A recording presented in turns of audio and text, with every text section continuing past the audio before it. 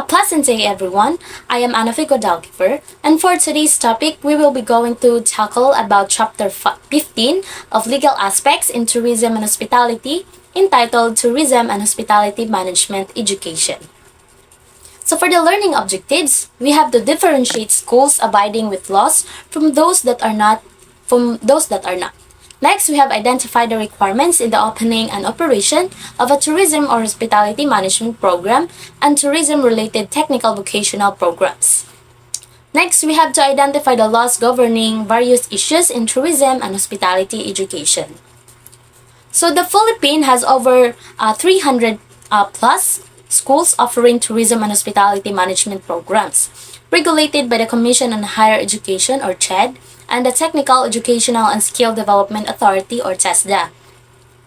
Annually, over 40,000 graduates are produced by CHED and 10,000 by TESDA recognized institutions.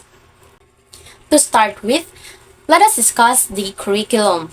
So the curriculum of the BS Tourism and BS Hotel and Restaurant Management programs of the different colleges and universities around the country should be compliant with CHED Memorandum Order Number 31 Series of 2001.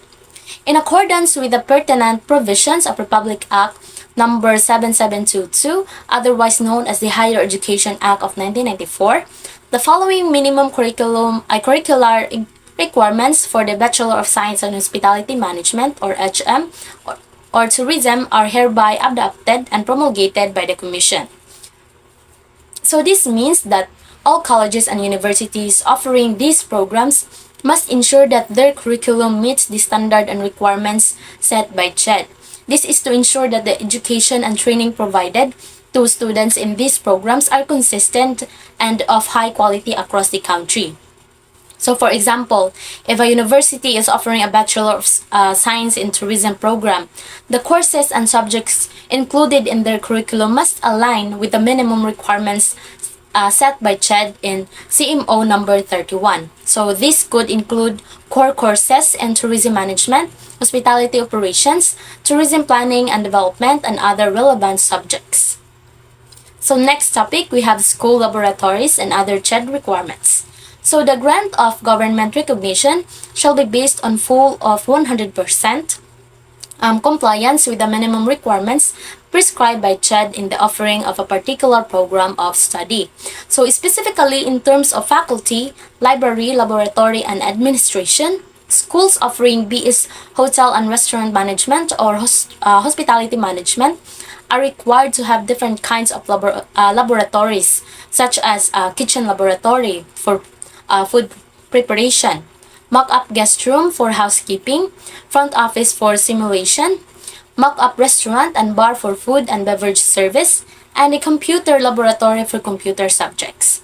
So good laboratories aim to hone the practical skills of the students. So these specialized laboratories are essential because they allow students to gain practical hands-on experience in the various aspects of the hospitality and tourism industry. This helps to develop their skills and prepare them for the real-world challenges they will face in their future careers. So next topic is student practicum or apprenticeship. So in relation to CMO number 31 series of 2001, the minimum requirements for student practicum is BS Tourism and BS Hotel and Restaurant Management are 3 units. So a minimum of 200 hours for each area of specialization, like for HRM majors, at least 200 hours in hotel operations and other 200 hours in restaurant operations. So for schools offering an International Practicum Training Program or IPTP, CMO 15 series of 2002 covers the implementing guidelines. It is the policy of the Commission on Higher Education or CHED to encourage and promote strong academic linkage with industries for cross-cultural training and skills enhancements to ensure attainment of knowledge. So skills and desirable attitudes that will make Filipino students globally competitive. So the purpose of this practical training is to help students develop the necessary skills and knowledge to be successful in the tourism and hospitality industries by gaining real-world experience students can better understand the challenges and responsibilities of working in these fields, and they can apply the theoretical knowledge they've learned in the classroom. So next topic, we have accreditation and the regulation of schools. So collegiate school are generally supervised by CHED. Those that have been granted accredited status level status level 2 are deregulated and are given freedom to change their curriculum provided they meet minimum standards prescribed by CHED. They only need to inform CHED of the changes. On the other hand, schools are granted autonomy. This means that they are no longer supervised by CHED and they have a wide range of privileges, including circular autonomy, new program offerings, and etc.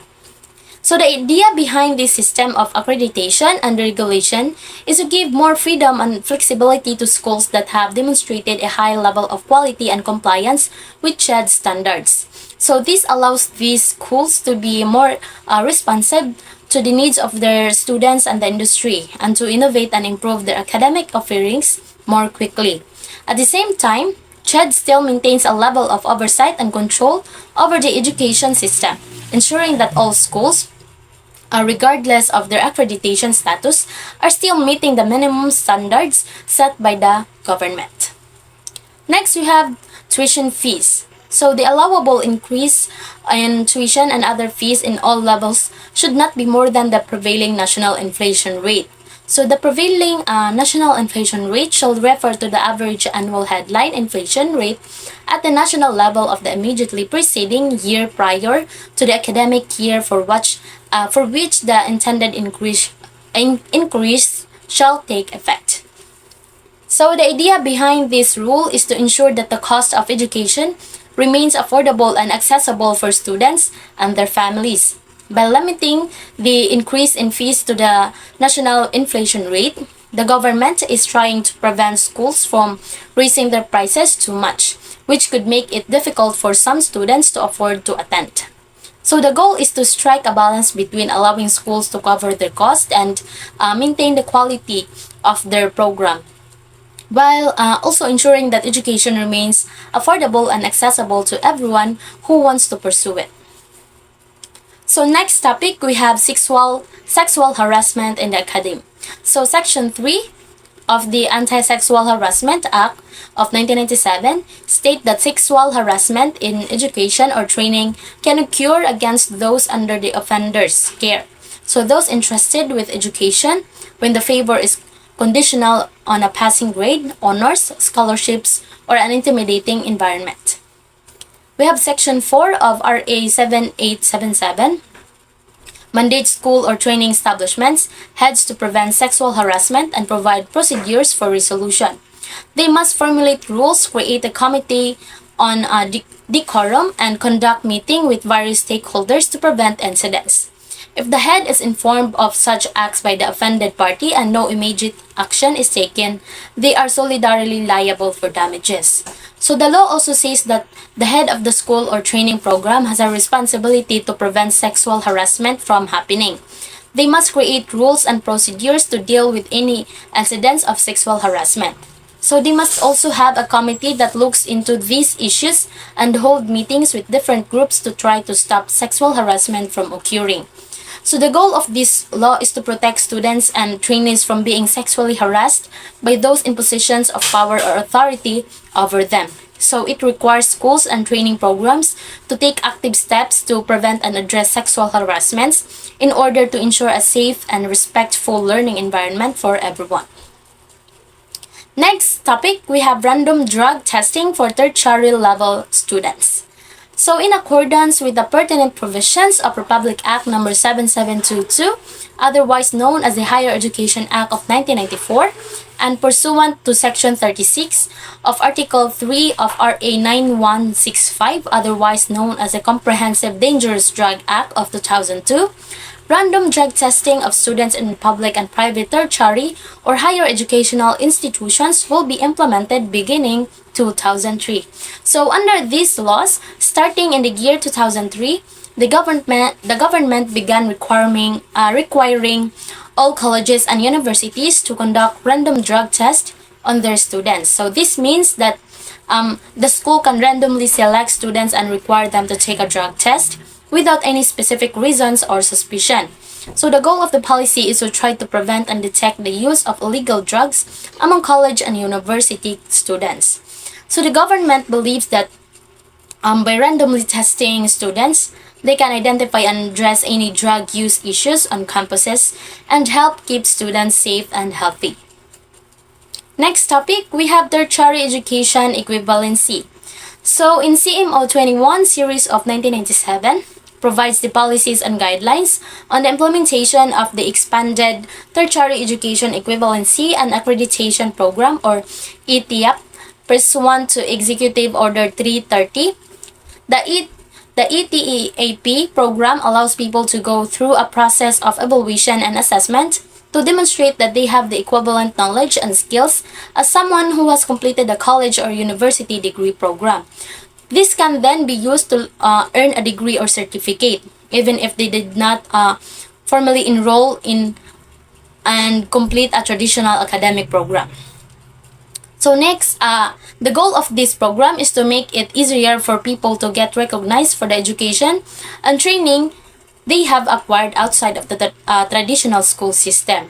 So this can be especially helpful for people who have gained a lot of practical experience through their work but may not have had the opportunity to complete a formal degree program.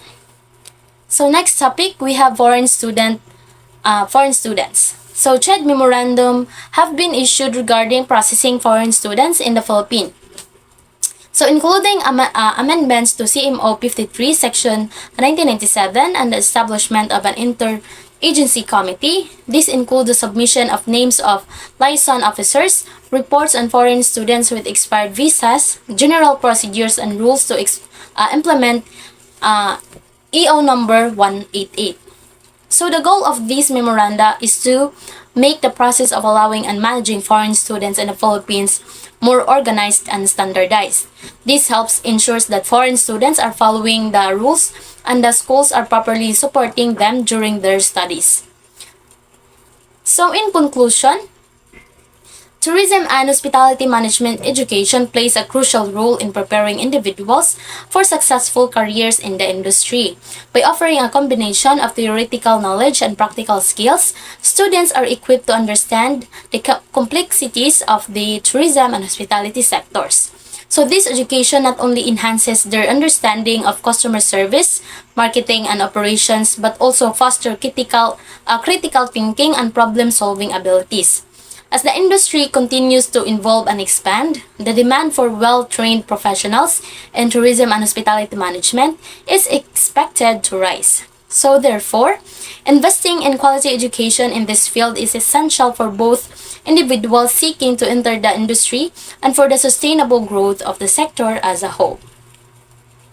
That is all about Chapter 15. Thank you for watching and God bless.